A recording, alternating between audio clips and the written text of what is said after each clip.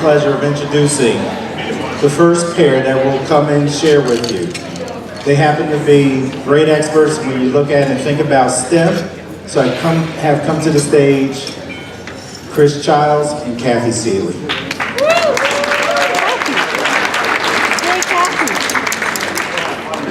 We don't have audio yet? We're waiting on the audio. What?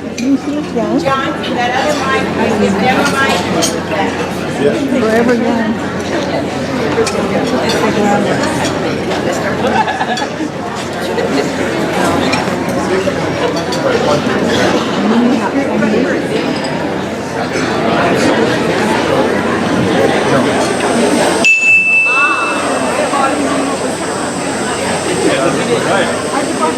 Yeah, sort of get up, so yeah.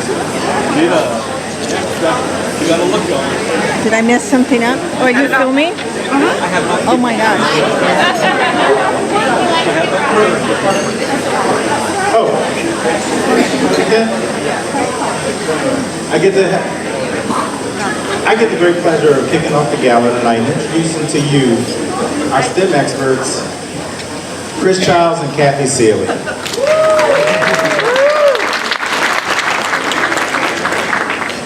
So it was 1968, 50 years ago. It was an amazing decade that many of you had no idea was even going on because you weren't going on yet. Wait, Cathy, wait a minute. What? This audience seems kind of tense. I thought this was a gala, we came to have fun, and me and you, we're from Texas. We do things bigger and better in Texas. You bet we do, darling. This is what we need to do. We need to start this thing again, and when we come back to the stage, you all need to stand up, shout, act like we're the biggest rock stars you've ever seen. So get ready. We're going to rewind this and start it again. We're going to rewind it right now.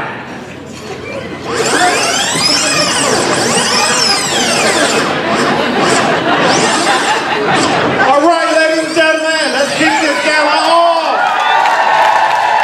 Coming to you, bringing to you from the great state of Texas, Chris and Cathy.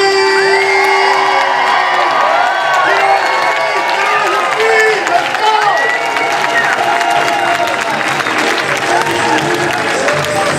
That's what we like. That's what we like. That's what we like. And their mathematicians, inspired by math ed leaders who have been in power for the past 50 years by the vision of NCSM. The journey continues. Hi, I'm Dr. Jones. I applaud the NCSM for serving the education. All right, there we go. That part wasn't a part of the skit. That's a new part. All right. Well, it wasn't quite 1968, but it wasn't long after that. And I started teaching, and I thought that I knew how to teach. It was back in the days when we wore boots and short skirts. Oh, well, even shorter, taller boots. So it was a time when I thought teaching math was about telling kids stuff and explaining it clearly and being really well prepared. And I hope my classes weren't quite like the 1950s algebra class that in the movie Peggy Sue Got Married, where if you don't know the movie, she's a middle-aged woman who goes to her high school reunion and ends up being sent back in time to her high school, and she shows up in her algebra class.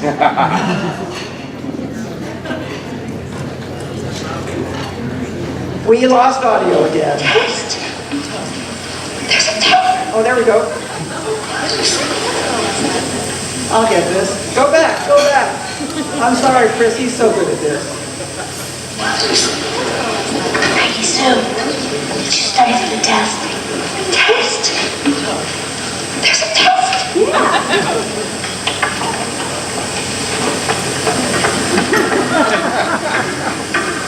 It's short.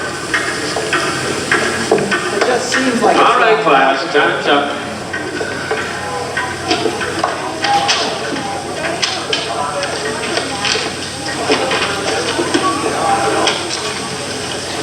And what's the meaning of this, Peggy Sue?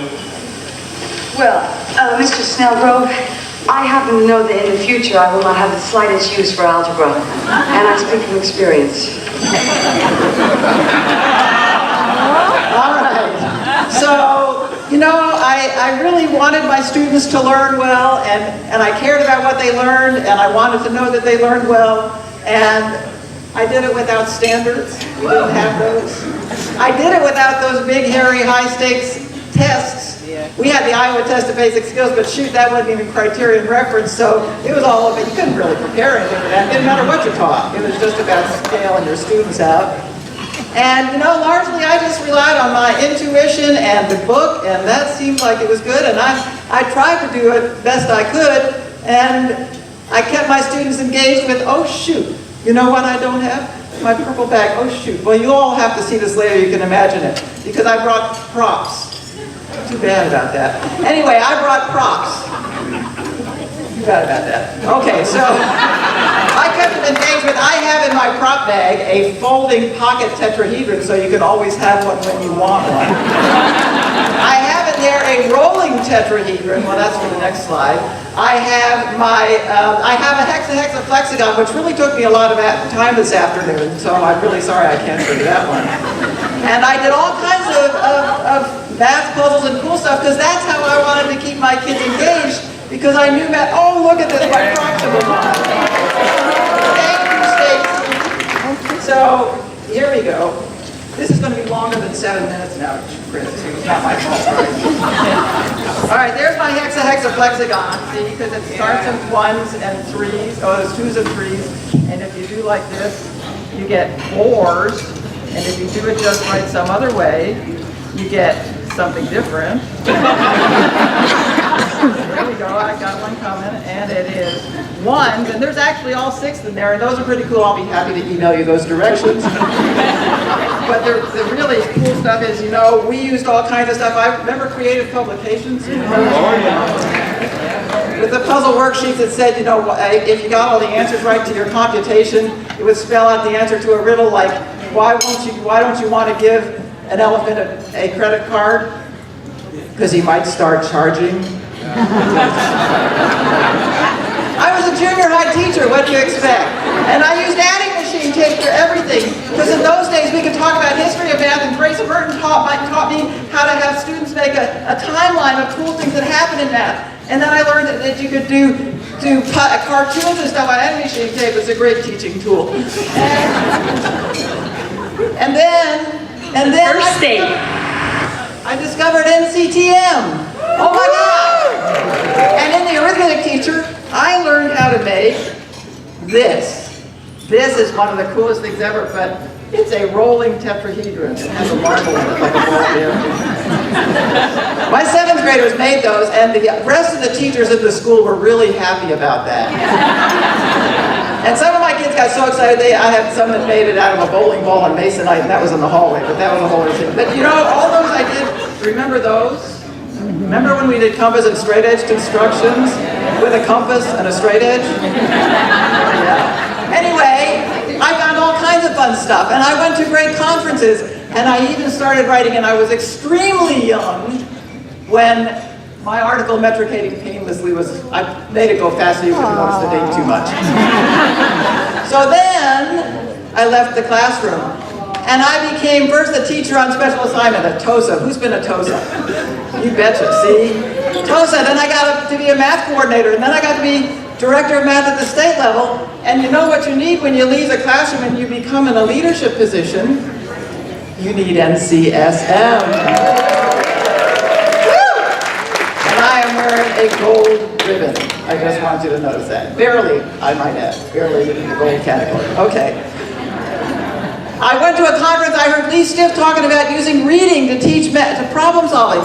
And there were people from all over that were facing the same challenges as me. And then there was the amazing 1977 Basic Skills Position Statement that changed the world. It preceded an agenda for action, and it preceded everything that followed.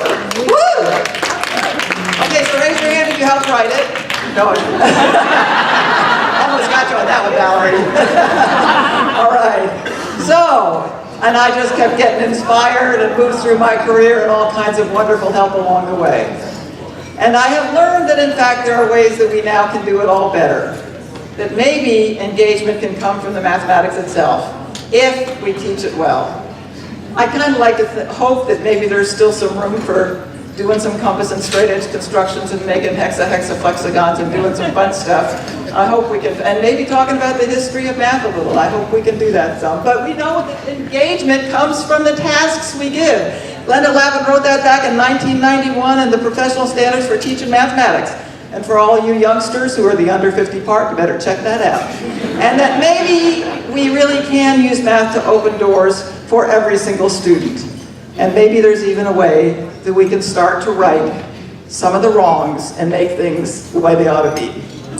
And so, I now see new faces, new voices, new leadership for the next 50 years. The people, like my wonderful young friend Chris, we've known each other a long time, since what, lunchtime?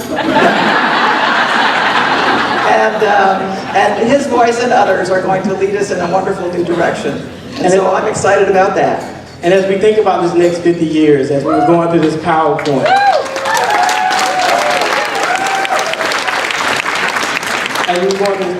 she was sharing different things that happened in the 70s, and I had no clue what she was talking about. No clue whatsoever. But we have to think about not only where we're at, but thinking about 50 years beyond. This is where we're at. Now, how are we going to change this?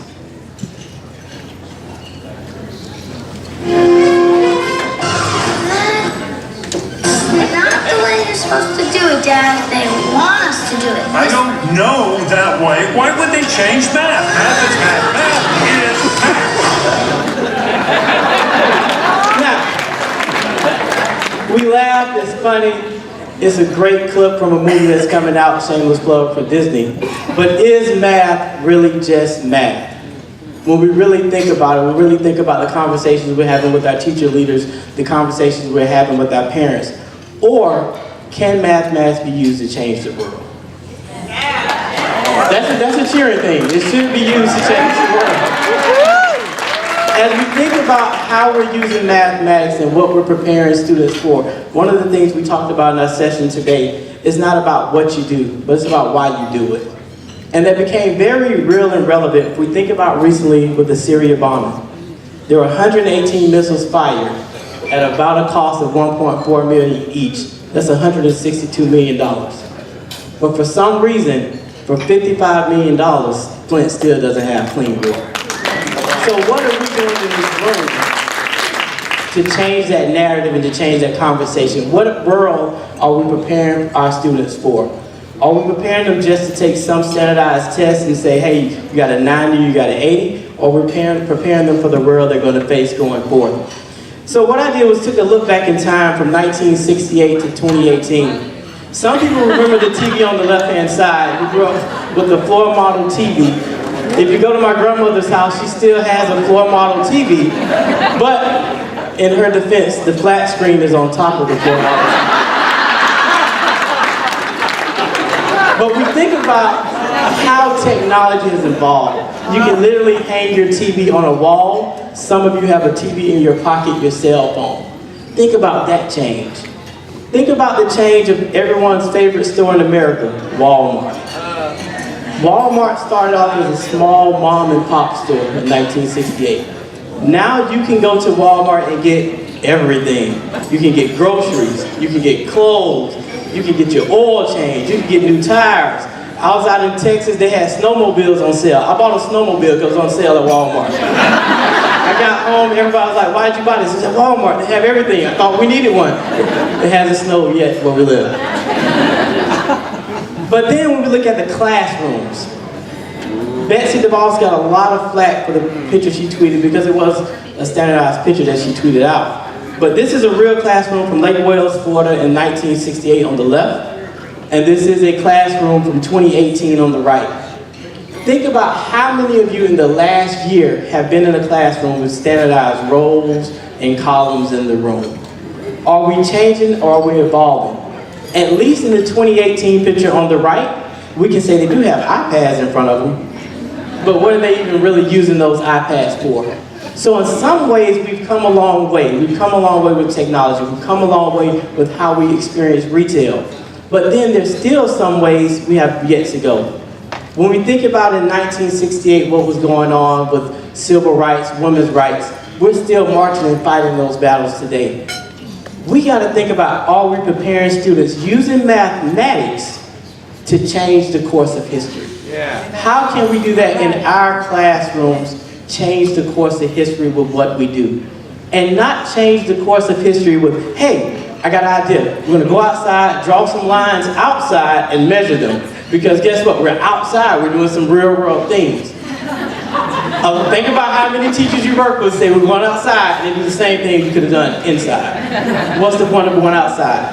But if you do go outside, you can do stuff like this.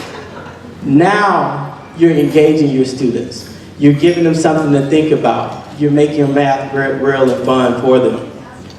These 3 images are from a school in Lake Wales, Florida, Bach Academy. The school actually sits on a lake.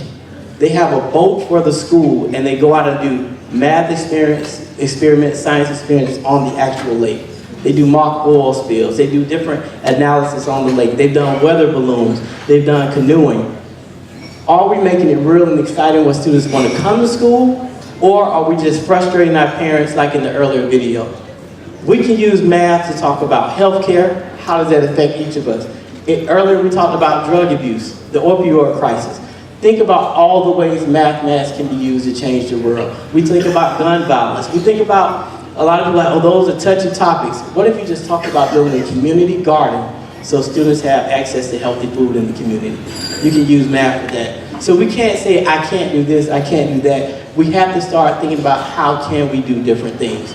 True story, my daughter's teacher, she will tell you, when we come home with blank worksheets that Siri can solve, and Siri's the app on your phone, we don't do those. Because what are we teaching her? What are we teaching her going down the line? Because she will always have Siri, she'll have something better than Siri. But she can't solve problems where the teacher says, go home and figure out how you can cut your light bill in half. Go home and ask your parents, why does mom make 80 cents to every dollar your dad makes? Those are the things we can talk about and change. But the change starts in this room. When we think back to the 1960s, there's a great man whose statue is here in Washington, D.C., Dr. Martin Luther King. He was one person and changed the world. Think about all the people in this room. If we banded together 1 person, 2 persons, 3 persons, we can be that change going forth for the next 50 years. And we won't keep looking back saying woulda, coulda, shoulda, but we can say we did. Because we are the world, we are the change that mathematics education needs. Cathy and I thank you for everything that you all do. Keep doing it and keep going.